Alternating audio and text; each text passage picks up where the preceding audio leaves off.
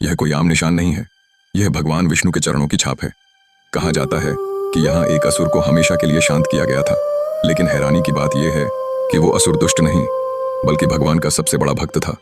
उसका नाम था गयासुर। उसने ऐसी कठोर तपस्या की कि ब्रह्मा जी प्रसन्न हो गए और उसे एक अद्भुत वरदान मिला, जो भी उसे देखे या छुए उसे सीधे मोक्ष मिल जाए। धीरे धीरे हर पापी भी बिना सजा के मोक्ष पाने लगा। स्वर्ग और नर्क खाली होने लगे और सृष्टि का संतुलन बिगड़ गया। तब देवताओं ने एक योजना बनाई। उन्होंने गयासुर से उसकी पवित्र देह पर यज्ञ करने की अनुमति मांगी। गयासुर ने तुरंत स्वीकार कर लिया और यज्ञ के लिए लेट गया, लेकिन यज्ञ के दौरान उसका शरीर हिलने लगा। तब यमराज एक विशाल धर्मशिला लाए और उसे गयासुर के ऊपर रखा गया।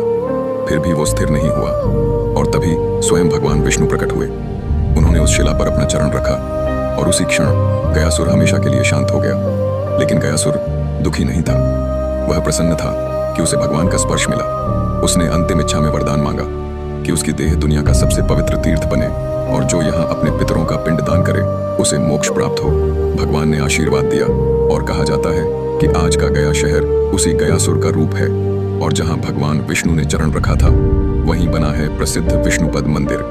लेकिन इस कहानी का एक और रहस्य है, फल्गु नदी, जिसमें पानी दिखाई ही नहीं देता। कहते हैं जब भगवान राम अपने पिता दशरथ का पिंडदान करने आए तो सामग्री लेने के लिए राम और लक्ष्मण चले गए। तभी दशरथ की आत्मा प्रकट हुई और माता सीता से ही पिंडदान मांगा। सीता जी ने रेत से ही पिंड बनाए और उनकी श्रद्धा से वह अन्न के समान बन गए। उन्होंने फल्गु नदी, एक गाय और एक ब्राह्मण को गवाह बनाया। लेकिन जब राम लौटे तो उन्हें विश्वास नहीं हुआ और गवाहों ने डर के कारण झूठ बोल दिया। तब क्रोधित होकर सीता जी ने उन्हें श्राप दिया और फल्गु नदी को कहा, तुम हमेशा सतह के नीचे ही बहोगी।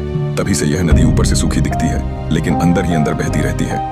यह सिर्फ एक कहानी नहीं, यह आस्था, भक्ति और सत्य की शक्ति का प्रमाण है। जय श्री विष्णु।